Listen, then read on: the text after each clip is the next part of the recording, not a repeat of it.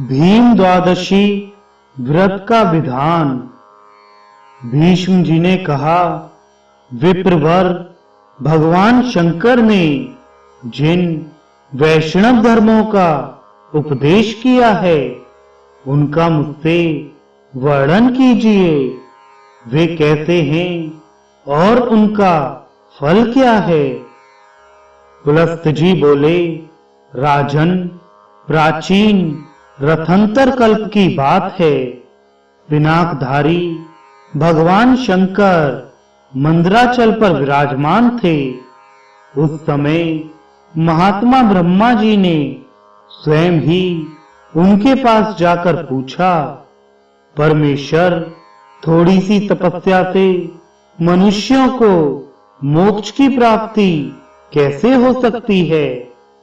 ब्रह्मा जी के इस प्रकार प्रश्न करने पर जगत की उत्पत्ति एवं वृद्धि करने वाले विश्वात्मा उमानाथ शिव मन को प्रिय लगने वाले वचन बोले। महादेव जी ने कहा, एक समय द्वारका की सभा में अमित तेजस्वी भगवान श्री कृष्ण वृषणवंशी पुरुषों, विद्वानों, कौरवों और देव गंधर्वों के साथ बैठे हुए थे। धर्म से संबंध रखने वाली पौराणिक कथाएं हो रही थीं। इसी समय भीमसेन ने भगवान से परम पद की प्राप्ति के विषय में पूछा। उनका प्रश्न सुनकर भगवान श्री वासुदेव ने कहा, भीम, मैं तुम्हें एक पाप विनाशिनी तिथि का परिचय देता हूं। उस दिन निम्नांकित विधि से उपवास करके तुम श्री विष्णु के परम धाम को प्राप्त करो। जिस दिन माघ मास की दशमी तिथि आए, उस दिन समस्त शरीर में घी लगाकर तिल मिश्रित जल से स्नान करे तथा ओम नमो नारायणाय इस मंत्र से भगवान श्री विष्णु का पूजन करे। कृष्णाय नमः कहकर दोनों चरणों की और सर्वात्मने नमः कहकर मस्तक की पूजा करे। वैकुंठाय नमः इस मंत्र से कंठ की और श्री वत्सधारणे नमः इससे हृदय की अर्चा करे। फिर शंखिने नमः, चक्रणे नमः, गदने नमः, वरदाय नमः तथा सर्वनारायणः, सब कुछ नारायण ही है, ऐसा कहकर आवाहन आदि के क्रम से भगवान की पूजा करे। इसके बाद दामोदराय नमः कहकर उदर का, पंचजनाय नमः इस मंत्र से कमर का, सौभाग्यनाथाय नमः इससे दोनों जांघों का, भूत धारणे नमः से दोनों घुटनों का, नीलाय नमः इस मंत्र से पिंडलियों का और विश्वतर्जे नमः इससे पुनः दोनों चरणों का पूजन करे। तत्पश्चात दैव्ये नमः, शांतये नमः, लक्ष्म्यै नमः, श्रिये नमः, तुष्टये नमः, पुष्टये नमः, भ्युष्टये नमः इन मंत्रों से भगवती लक्ष्मी की पूजा करे। इसके बाद वायुवेगाय नमः, पक्षिणे नमः, विष्पृतमनाय नमः, विहंगनाथाय नमः। इन मंत्रों के द्वारा गरुड़ की पूजा करनी चाहिए। इस प्रकार गंध, पुष्प, धूप तथा नाना प्रकार के पकवानों द्वारा श्री कृष्ण की, महादेव जी की तथा गणेश जी की भी पूजा करे। फिर गौ के दूध की बनी हुई खीर लेकर घी के साथ मौन पूर्वक भोजन करे।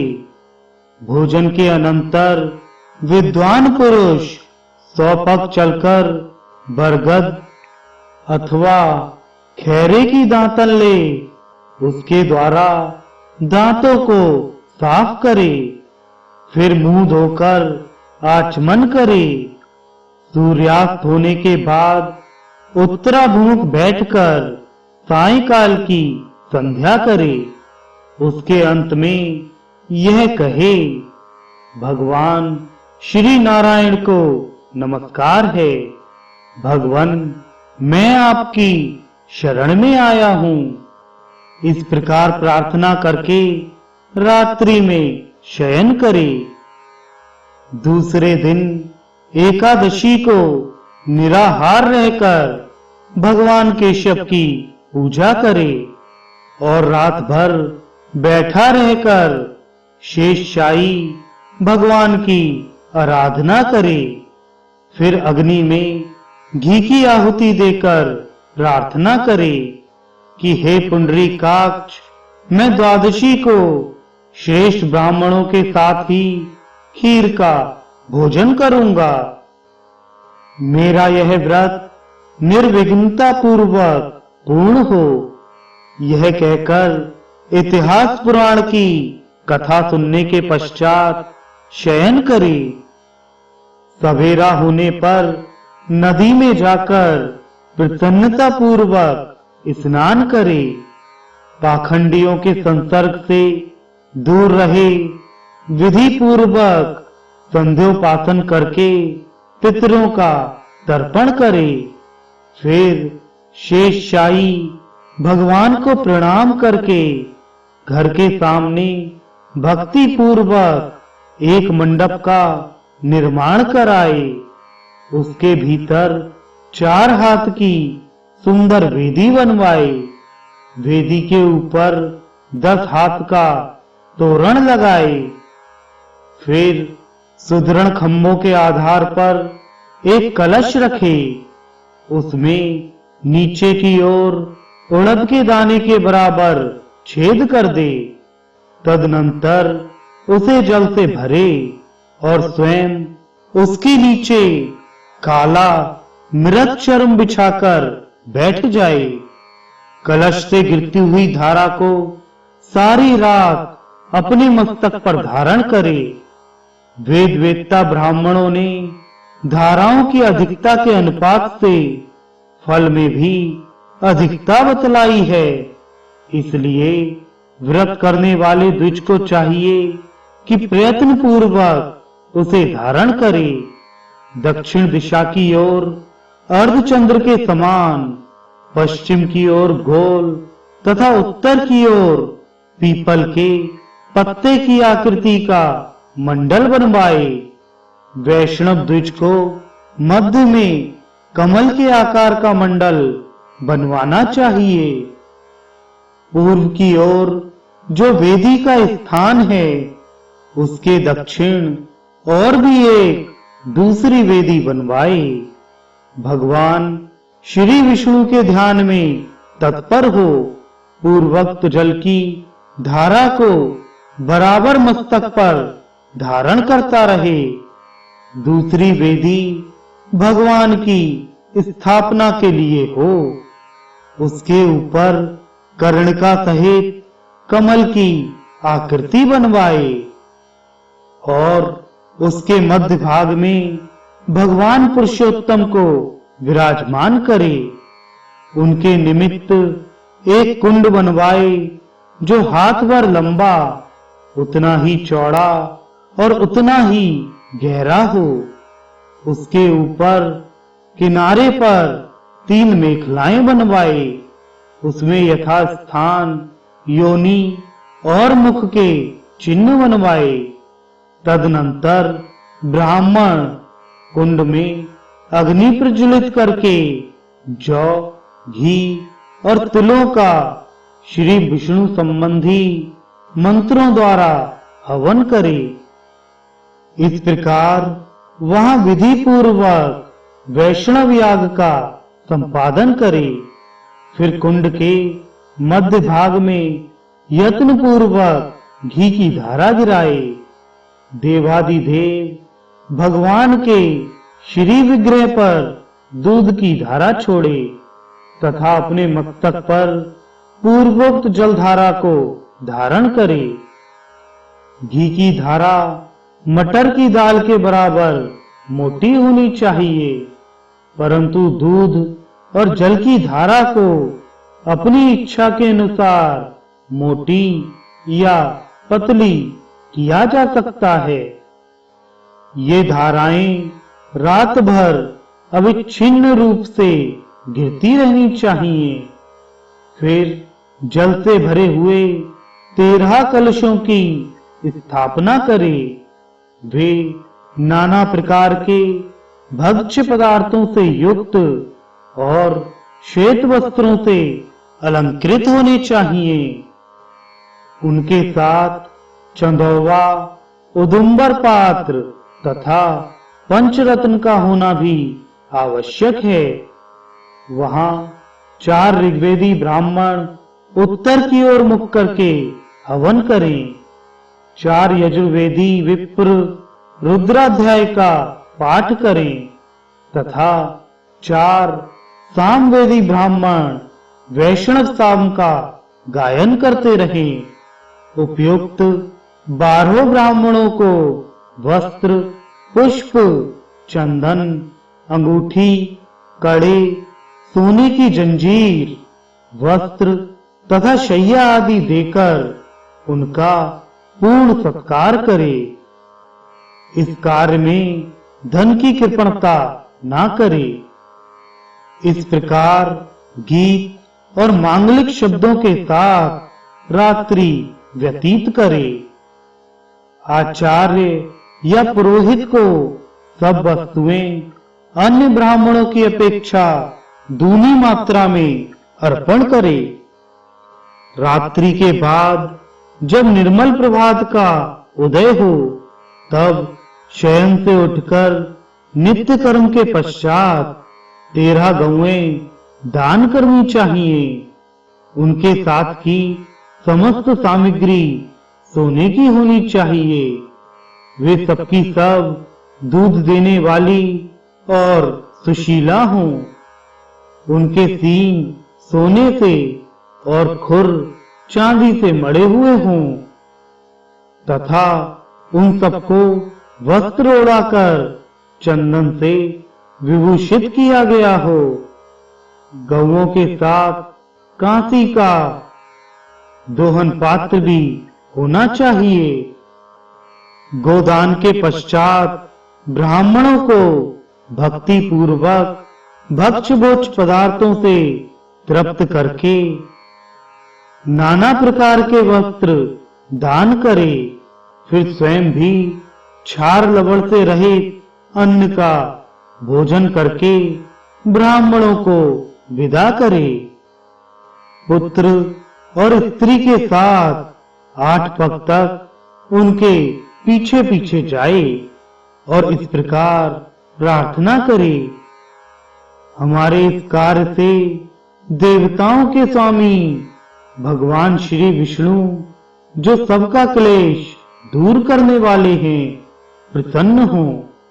श्री शिव के हृदय में श्री विष्णु हैं और श्री विष्णु के हृदय में श्री शिव विराजमान हैं। मैं इन दोनों में अंतर नहीं देखता। इस धारणा से मेरा कल्याण हो। यह कहकर उन कलशों, गौओं, शैयाओं तथा वस्त्रों को सब ब्राह्मणों के घर पहुंचवा दे। अधिक शैयाएं सुलभ ना हो तो गृहस्थ पुरुष एक ही शैया को सब सामानों से सुसज्जित करके दान करे। भीमसेन वह दिन इतिहास और पुराणों के श्रवण में ही बिताना चाहिए।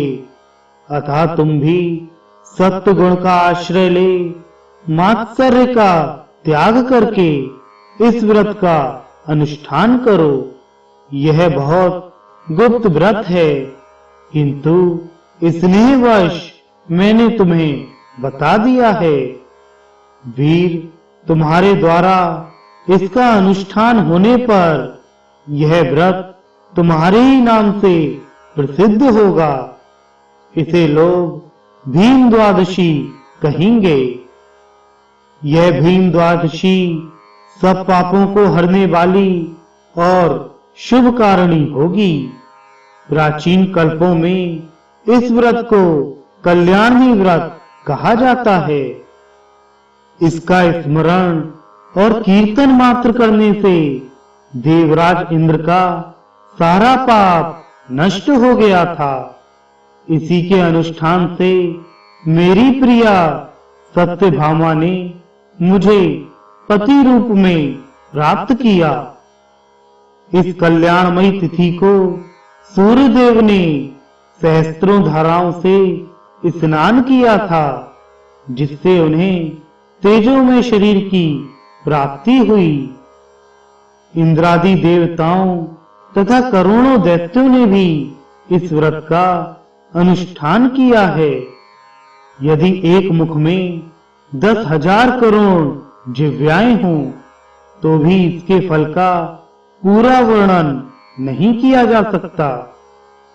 महादेव जी कहते हैं, ब्रह्मांड कलयुग के पापों को नष्ट करने वाली एवं अनंत फल प्रदान करने वाली इस कल्याणमयी तिथि की महिमा का वर्णन यादव राजकुमार भगवान श्री कृष्ण अपने श्री मुख से करेंगे। जो इसके व्रत का अनुष्ठान करता है उसके नरक में पड़े हुए पितरों का भी यह उद्धार करने में समर्थ है। जो अत्यंत भक्ति के साथ इस कथा को सुनता तथा दूसरों के उपकार के लिए पढ़ता है, वह भगवान श्री विष्णु का भक्त और इंद्र का भी पूज्य होता है। पूर्व कल्प में जो माघ मास की द्वादशी परम पूजनीय कल्याणी तिथि के नाम से प्रसिद्ध थी, वही पांडुनंदन भीमसेन के व्रत करने पर अनंत पुण्यदायिनी भीम द्वादशी के नाम से प्रसिद्ध होगी।